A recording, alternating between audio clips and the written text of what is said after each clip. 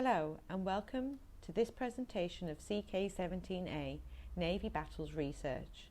In this session we are going to have a look at some battles in brief detail and give you some exciting presentation ideas. Don't forget, this module goes along with CK17b, your presentation, so pay attention, make notes. Are you ready?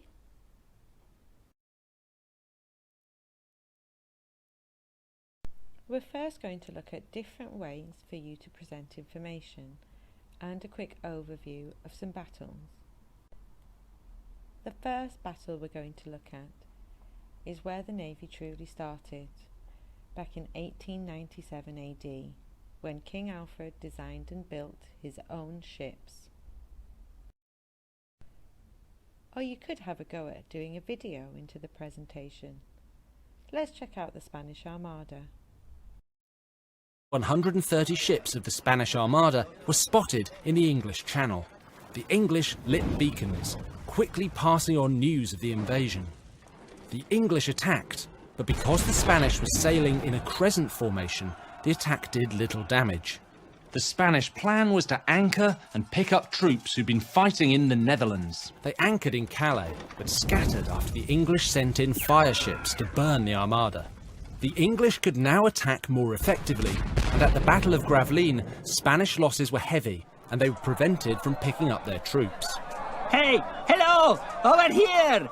The English were greatly helped by strong winds that blew the Armada into the North Sea.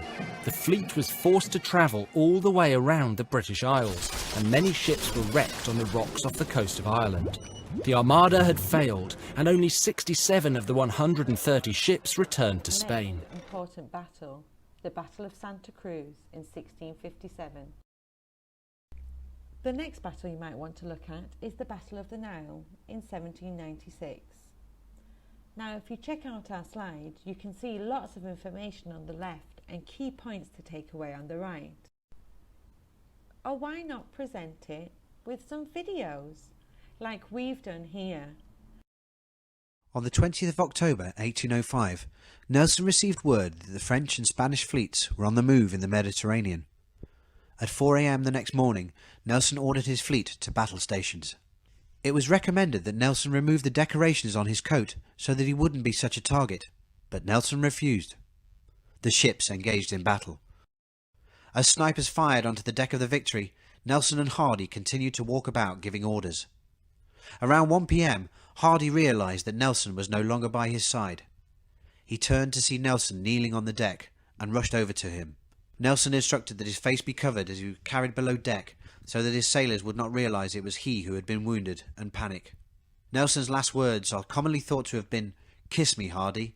However, official records state that while Hardy did kiss the cheek of Nelson when he visited him below deck, Nelson's last words were actually, "God and my country." Nelson's fleet of 33 ships was vastly outnumbered by the French and Spanish fleet of 41 ships. However, the British captured 21 ships and destroyed another without losing a single ship.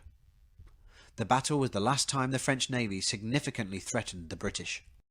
Nelson died on the deck of the Victory, having been shot by a sniper from another ship. He was brought back to England in a vat of brandy to preserve his body, and laid to rest in the crypt at St Paul's Cathedral. The statue of Nelson faces southwest towards his fleet at Portsmouth.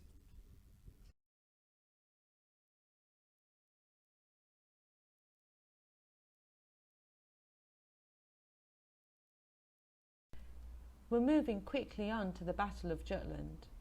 There's a lot of information here on this slide, and the slides cascade quickly for you to be able to read them.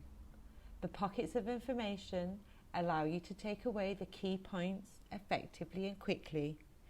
We've added some photos at the end just to keep your interest with us. As we move further into the 20th century, we come across World War II and the many naval battles that took place. We've outlined a couple of them here, including the Battle of the Atlantic and Taranto, which was one of the Fleet Air Arm's most daring attacks. Why not check out these two battles or research some further unknown ones? There are other ones from World War II, such as the Battle of Crete, the South China Sea Battle, and Operation Julius. You might even want to check out post-World War II battles, including the Falklands conflict and the repulsion of the Libyan naval attack in 2011.